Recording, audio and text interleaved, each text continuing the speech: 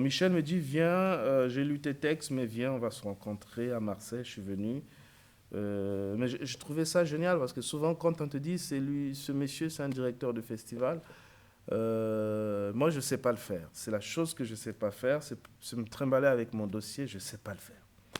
Je ne sais pas comment, j'ai presque, mais c'est ça, hein, j'ai presque honte de faire connaissance avec quelqu'un et de lui présenter mon dossier. J'ai l'impression d'être un marchand et je sais pas le faire. Et je crois qu'il faut que je le fasse. On me dit toujours, mais il faut que tu apprennes à le faire, sinon tu n'existeras pas. Donc avec Michel, je n'ai pas pu le faire.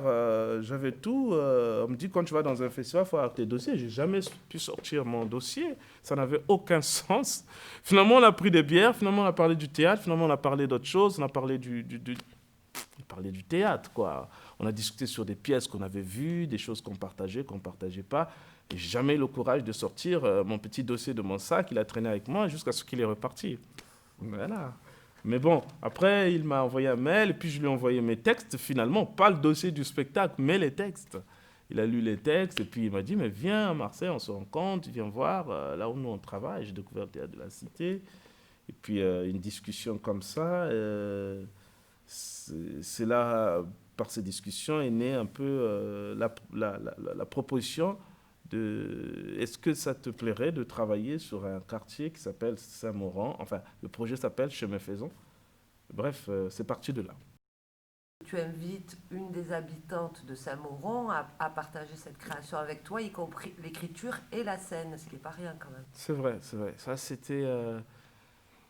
Mais c'est des vraies questions qui se sont posées dès le départ. Je sais pas. Il y a un truc comme ça qui te fait dire, tiens, euh, je trouve ça beaucoup plus, je sais pas le mot, de faire les choses avec des gens qui sont de là. Je sais pas pourquoi il y a ce sentiment, pas faire mon truc moi tout seul, mais j'ai l'impression que c'est beaucoup, ça trouve sa place quand tu le fais avec.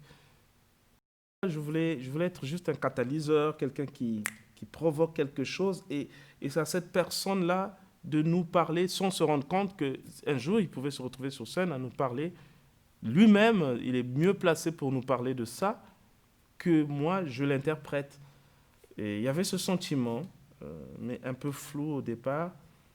Finalement, l'idée, enfin la chance où les choses se sont faites de telle sorte que je rencontre Rabia, qui est de ce quartier, et qui vient nous parler aussi de son univers, mais en même temps, on construit le texte ensemble parce que on l'écrit ensemble. Ça aussi, je m'attendais pas. Hum, euh, j'avais eu beaucoup de paroles de hommes parce que de toute façon, les bars, quand tu rentres, c'est des bars d'hommes. Moi, au Congo, les bars ne sont pas des bars que des hommes. C'était ça la première des choses, c'est que euh, les femmes sont tellement dehors, tellement à l'endroit où sont les hommes, que quand je suis arrivé ici, j'ai vu que les bars où je traînais, il n'y avait jamais eu une femme qui rentrait pour prendre un café ou une bière. Donc j'avais plus les paroles des hommes. J'ai dit, mais c'est pas possible, il faut que j'ai aussi une parole de femme. Euh, mais en rencontrant cette femme, je me suis rendu compte que je ne pouvais pas tout seul amener son histoire là. Personne ne va me croire parce qu'elle me parle du jazz. Je dis, mais on va dire, c'est encore une histoire des auteurs qui viennent nous raconter de conneries, de la fiction. Non, ça, je peux pas juste rapporter une parole. Je l'ai invitée à venir avec moi, elle-même parler de ce jazz, elle-même parler de son amour pour le jazz. Quand elle me parle de Marcel Pagnol, elle me parle de, de, des auteurs ou de la musique et qu'elle vit là et qu'elle est couturière. J'ai dit, non, ça, il faut qu'on le dise. Toi, il faut que tu viennes avec moi, qu'on raconte cette histoire ensemble, qu'on l'écrive ensemble et qu'on le partage avec le public ensemble. Sinon, personne ne va me croire. Ils vont dire, ouais, les auteurs, c'est pour mettre un peu de poésie, c'est pas possible. Et quand elle me dit que l'endroit qu'il a fait découvrir le jazz, c'est à l'intérieur de ce quartier-là, j'ai envie que toi, tu viennes le dire, toi. Et c'est là où c'est intéressant, oui, oui, oui.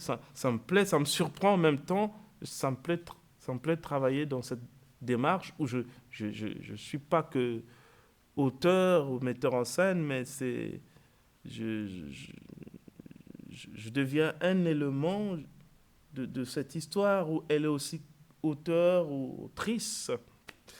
Elle est autrice de cette histoire qu'on va écrire parce que elle en même temps personne et personnage dans ce qu'on va raconter et, et on raconte ça aussi autour de sa passion.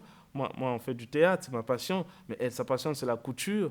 Mais la couture, elle m'a montré que c'est pas que des habits qu'on porte pour faire joli, mais c'est une vraie démarche pour soigner l'image de soi, pour raconter une histoire, pour raconter un passé. Je dis, mais c'est génial, on va le faire ensemble, on va le raconter à travers tes machines, à travers ta couture, ton arrivée dans ce quartier, ton amour pour ce quartier. Elle mène aussi un combat qui est peut-être pas visible, et j'ai envie qu'on le mette en lumière, oui, et c'est important. D'accord.